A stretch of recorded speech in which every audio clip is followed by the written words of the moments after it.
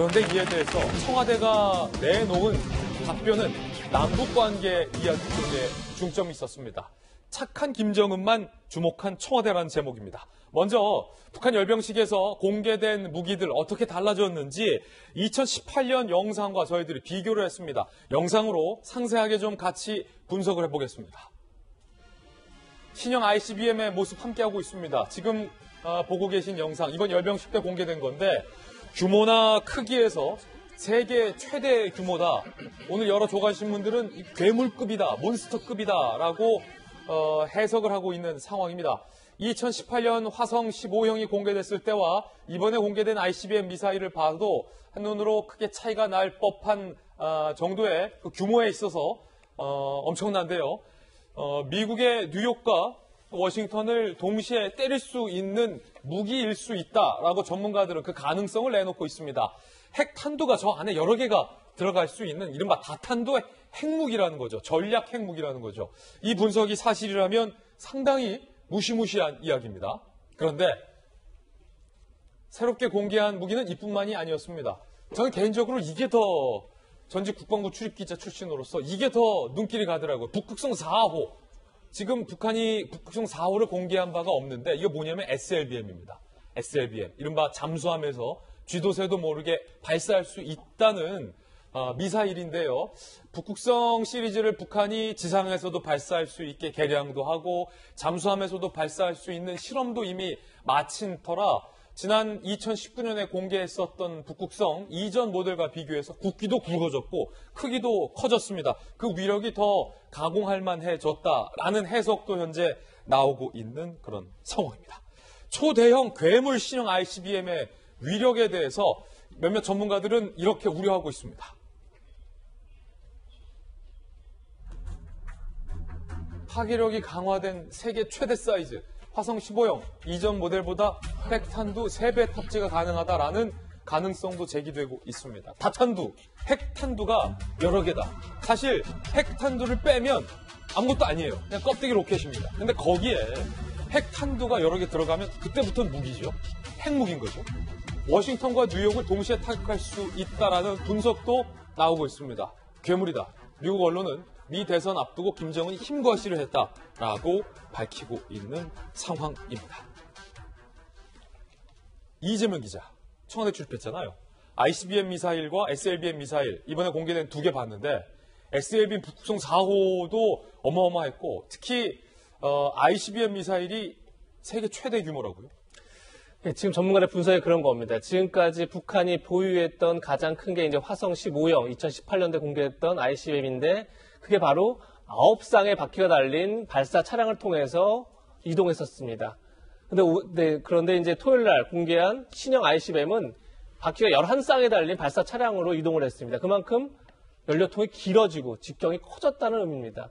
연료통이 길어졌다는 건 그만큼 연료를 많이 충전할 수 있도록 만들었다는 거고 그 얘기는 다시 얘기해서 탄두에 더 많은 탄두를 실을 수 있도록 설계됐다 이렇게 보이는 겁니다. 그러다 보니까 결국은 다탄두 핵무기를 완성한 거 아니냐 이제 이런 관측이 나오는 거고 다탄두라는 건 결국은 한 미사일을 쏴서 여러 지역을 동시에 타격할 수 있다. 그래서 뭐 워싱턴과 뉴욕을 동시에 타격할 수 있다 이런 말까지 나오는 건데 다탄두 미사일이 결국 지금 존재하는 핵무기 중에 가장 강한 핵무기다 이렇게 볼 수 있는 거죠. 그런 점에서 이 신형 ICBM이 지금 미국, 중국, 러시아 등이 갖고 있는 ICBM보다 더 길고 더 크고 직경도 더 크다, 커졌다 이렇게 이제 봐서 세계 최고의 최강 미사일이 된 거 아니냐 이래서 결국은 괴물 ICBM이다 이렇게 지금 전문가들이 분석하고 있습니다. 예. 그리고 지금 뭐 잠수함 SLBM, 잠수함 발사 탄도 미사일도 지금까지 북극성 3형이 이제 공개돼 있었는데 토요일 날 공개한 것은 북극성 4A 이렇게 이름이 붙여져 있습니다. 아마도 이제 3형보다 더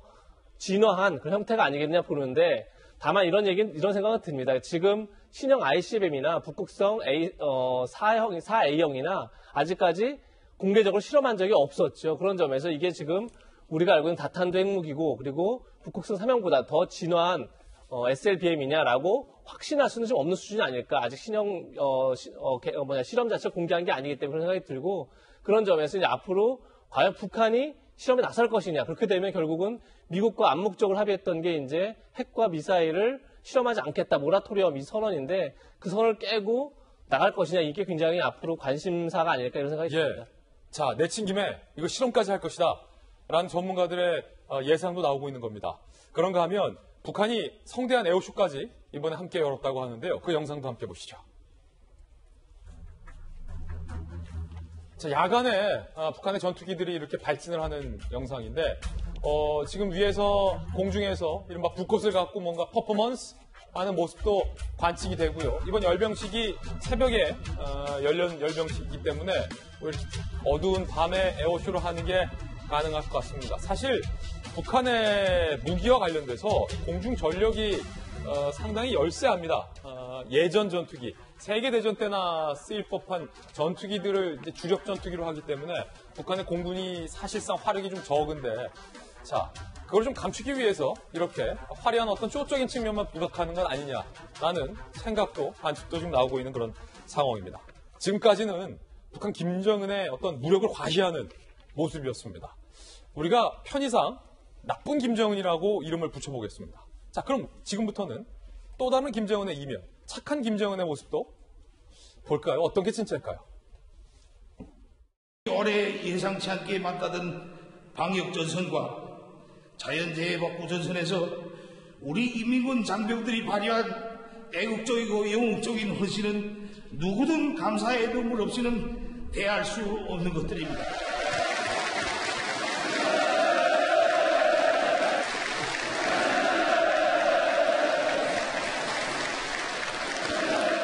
진정 우리 인민들에게 터놓고 싶은 마음속 고백, 마음속 진정은 고맙습니다. 이 한마디뿐입니다.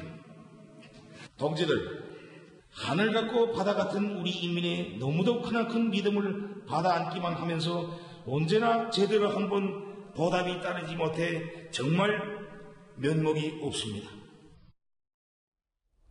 자, 북한 문제 연구하시는 김수경 박사님, 이 모습을 우리가 어떻게 바라봐야 할까요? 북한의 지도자 중에 굉장히 이례적인 모습이 나온 건데 인민들에게 면목 없다, 고맙습니다 하면서 눈물까지 훔쳐요.